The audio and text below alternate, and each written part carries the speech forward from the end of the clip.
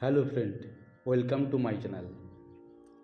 আপনারা দেখছেন জল রঙের একটা সুন্দর গ্রামের দৃশ্য।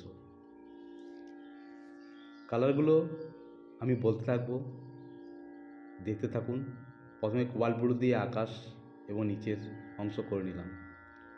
তারপর স্যাপ গ্রিনটাকে বানসানি দিয়ে একটু ডিপ করে নিচের জমির অংশটা করে নিতে হবে।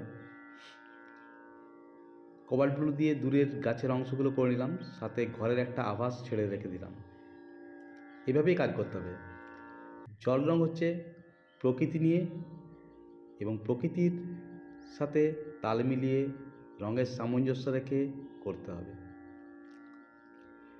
প্রকৃতিতে যেরকম আমরা বাস্তবে দেখতে পাই, ঠিক সেই রকমই রঙ ছবির ক্ষেত্রে প্রয়োগ করা ঠিক নয়। আপনি আপনার নিজের শিল্প ভাবনায় তার সাথে আরও কিছু রঙ প্রয়োগ করে সেটাকে সুন্দর করে নিতে হয়।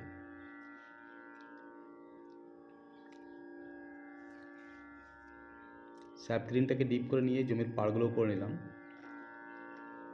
তারপর সামনে একটা তাল গাছের দৃশ্য।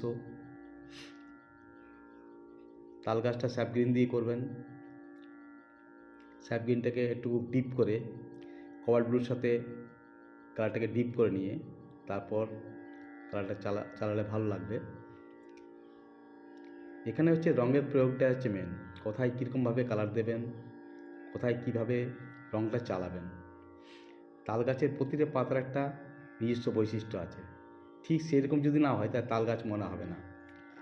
তাহলে ব্রাশের চালানোটাও ঠিক যেন সেরকমই হয়। এবার স্যাপ গ্রিনটাকে বার্ন শাইনার দিয়ে ডিপ করে এবং কোবাল্ট ব্লু মিক্স করে ডিপ করে একটু সেটা ডার্ক করে নিয়ে শেডিংগুলো বার করে নিতে হবে। দুটো তাল গাছ আমি এখানে দেখালাম ছবিতে।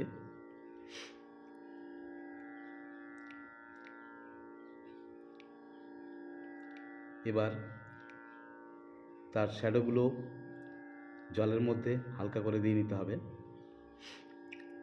দেখুন, প্রথমে কোবাল্ট ব্লু দিয়ে আমি পুরোটাই করে নিয়েছিলাম, তারপর স্যাপ গ্রিন দিয়ে তার উপর বার করেছিলাম ভিজে ভিজে অবস্থাতেই।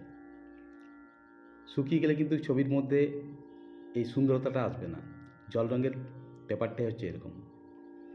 এবার দূরের ঘরগুলোকে একটু ভালো করে ডার্ক করে বার করে নিলাম শ্যাডোগুলো দিয়ে নিয়ে।